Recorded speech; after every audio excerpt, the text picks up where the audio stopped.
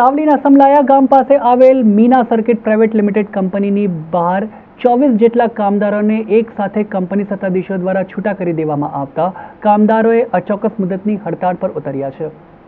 સાવલીના સમલાયા ગામ પાસે આવેલ મીના સર્કિટ પ્રાઇવેટ લિમિટેડ કંપનીના 24 જેટલા કામદારોને એક સાથે નોકરીમાંથી છૂટા કરી દેવામાં આવ્યા છે, જેને લઈને કામદારો દ્વારા નર્મદા ભવન ખાતે લેબર કમિશનર અને શ્રમ રોજગાર મંત્રીને ઉદ્દેશી આવેદનપત્ર આપી રજૂઆત કરી હતી।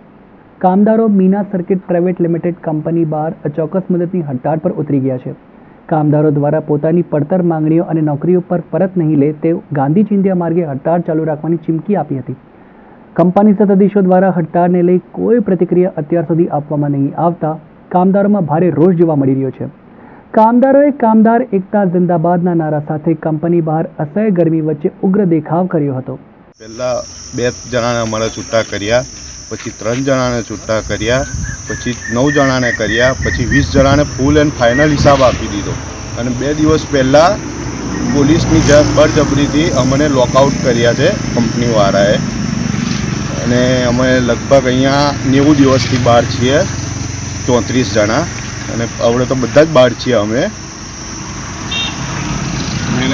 મેનેજમેન્ટ અમારી જોડે કોઈ જાતનું ગેરવર્તણૂક કરે છે, કોઈ જાતનું સારું વર્તન કરતું નથી।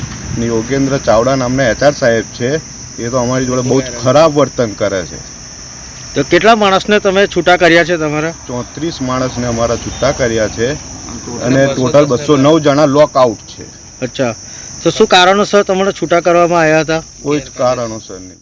બીજા 20 જણાને ફૂલ એન્ડ ફાઇનલ હિસાબ આપ્યો અને આ 2-3 દિવસ પહેલાં ટોટલી ફર્સ્ટ શિફ્ટ તો ચાલુ જ હતી, સેકન્ડ શિફ્ટવાળાને અંદર જવા દીધા નથી અને પછી ટોટલી બધાને બહાર કાઢી મૂકવામાં આવ્યા હતા મેનેજમેન્ટ દ્વારા। અને હવે આનું કંઈ નિરાકરણ નહીં આવે તો પછી બધા ઉગ્ર આંદોલન કરીશું અમે અને પૂરી ફેમિલી સાથે ભૂખ હડતાલ કરીશું।